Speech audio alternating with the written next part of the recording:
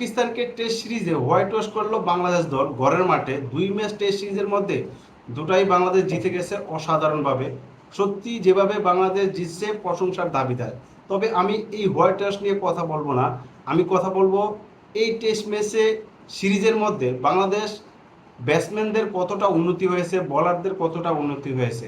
তবে আমরা সবসময় দেখি বলাররা রীতিমতো ভালো বোলিং করে, ব্যাটসম্যানরা সবসময় বোর্ডে স্কোয়ার বোর্ডে রান তুলতে পারে না। আপনি আমার সাথে একমত হবেন না, হয়তো আপনি বলবেন যে বাংলাদেশ টেস্ট সিরিজ জিতেছে পাকিস্তানের সাথে, এটা আপনি কিভাবে ছোট করে দেখেন। ভাই আমি ছোট করে দেখতেছি না, আমি বলতে চাইতেছি যে এটা যে বাংলাদেশ প্লেয়াররা তো জব করে, মানে আপনি যদি কোনো জায়গায় জব করেন সেখানে যদি আপনি ফুল এফোর্টটা দেন, ভালোভাবে কাজ করেন, তাহলে কিন্তু আপনি সেখানে সাকসেস হবেন। যেহেতু বাংলাদেশের দলের প্লেয়ারগুলো জব করে, তাদের জবের যে কাজটা, যার ব্যাটিং এর কাজ, যার বলারের কাজ, যার ফিল্ডিং এর কাজ, সে সেভাবে কাজটা করেছে, যার ফলে তারা একটা ভালো রেজাল্ট নিয়ে আসছে এবং পাকিস্তানকে হোয়াইট ওয়াশ করেছে। অবশ্যই এই জন্য বাংলাদেশ দলটাকে অভিনন্দন জানাতে হয়, এই জন্য আমার কোনো দ্বিমত নাই, অবশ্যই অভিনন্দন পাওয়ার যোগ্য। এবং তারা যেভাবে ডমিনেট করে জিতেছে এই দুইটা ম্যাচ, সত্যি প্রশংসার দাবিদার এবং এটাই হওয়া উচিত। আমরা এটাই চাই, আমরা এটাই চাই যে কোনো দলের সাথে বাংলাদেশ যে কোনো ম্যাচ খেলুক না কেন, সেটা টেস্ট হোক, টি-20 হোক, ওয়ানডে ম্যাচ হোক, এখানে যেন বাংলাদেশ ব্যাটসম্যান বোলাররা ডমিনেট করতে পারে। আসলে হারা জিতা পরের কথা, যেন ডমিনেট করতে পারে, প্রশংসা কুড়াতে পারে। হ্যাঁ, এই টেস্ট ম্যাচ সিরিজে বাংলাদেশ ব্যাটসম্যানদের অনেকটা উন্নতি হয়েছে।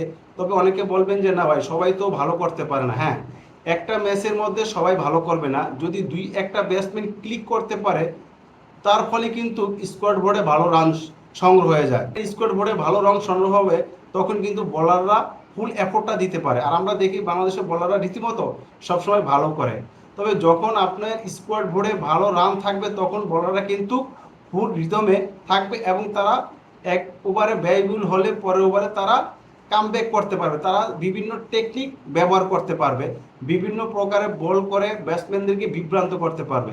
যদি আপনার স্কোয়াড বোর্ডে রানই না থাকে, আপনার বলাররা কিভাবে রিস্ক নেবে, তারা কিভাবে ব্যাটসম্যানদের পরীক্ষা নেবে। তবে এই টেস্ট ম্যাচ সিরিজের মধ্যে আমি দেখলাম যে ব্যাটসম্যানদের অনেক উন্নতি হয়েছে। প্রথম টেস্ট ম্যাচে মমিনুল এবং শান্ত, দ্বিতীয় টেস্ট ম্যাচে মুশফিক এবং লিটন কুমার দাস, সত্যি অসাধারণ। এই দুই ব্যাটসম্যানের কারণে আমরা এই সিরিজটা জিততে পেরেছি, মানে দ্বিতীয় ম্যাচটা জিততে পেরেছি মুশফিক এবং লিটন কুমার দাসের অসাধারণ ব্যাটিংয়ের কারণে। আর প্রথম টেস্ট ম্যাচটা ব্যাটসম্যানের দিক থেকে মমিনুল এবং শান্ত। এখন আসেন বলারের দিকে, বলাররা প্রথম ম্যাচে যেভাবে বোলিং করেছে, দ্বিতীয় ম্যাচে কিন্তু সেভাবেই বোলিং করেছে। কোনো বোলারকে আপনি ছোট করে দেখার কোনো অবকাশ নেই যে এই বোলারটা বাজে বোলিং করেছে, এই বোলারটা ভালো করেছে। হ্যাঁ, সবাই ভালো বোলিং করেছে, এখানে আপনি কারো নাম নিতে পারবেন না যে এই বোলারটা খারাপ করেছে। আসলে আমরা রীতিমতো সবসময় দেখি বাংলাদেশ ব্যাটসম্যানরা একটু ফলো করলেও বলাররা কিন্তু সবসময় তাদের প্রতিভাটা দেখাতে পারে, তারা সবসময় কামব্যাক করতে পারে। তবে এইটা হলো ব্যাটসম্যানদের কাজ হচ্ছে বোর্ডে রান সংগ্রহ করা, আর বলারদের কাজ হচ্ছে উইকেট নেওয়া। শান্ত সেই কথাটাই বলেছে প্রেসে এসে যে আমরা ব্যাটসম্যানরা যদি ভালো স্কোয়ার দিতে পারি, তাহলে কিন্তু বলাররা তাদের কাজটা করতে পারবে। এখন আমরা যদি বোর্ডে রান সংগ্রহ করতে না পারি, তাহলে বলারদের আমরা কি আশা করতে পারি। তবে শান্ত এটাও বলেছে যে আমরা এখন শুধু পাকিস্তান বা ঘরের মাঠে ম্যাচ খেলতে চাই না, আমরা ভারত, অস্ট্রেলিয়া, ইংল্যান্ড, নিউজিল্যান্ডের সাথে আমরা তাদের অ্যাওয়ে ম্যাচ খেলতে চাই, মানে তাদের হোম সিরিজ খেলতে চাই। অ্যাওয়ে এবং হোমেতে দোনো জায়গায় তারা ম্যাচ বেশি বেশি ম্যাচ খেলতে চায়। আসলে এইসব দলের সাথে যদি বেশি বেশি ম্যাচ খেলা যায়, তাহলে বলারও পরীক্ষিত হবে এবং ব্যাটসম্যানরাও পরীক্ষিত হবে, তাহলে তারা একটা ম্যাচ খারাপ খেলেও পরের ম্যাচে কামব্যাক করতে পারবে।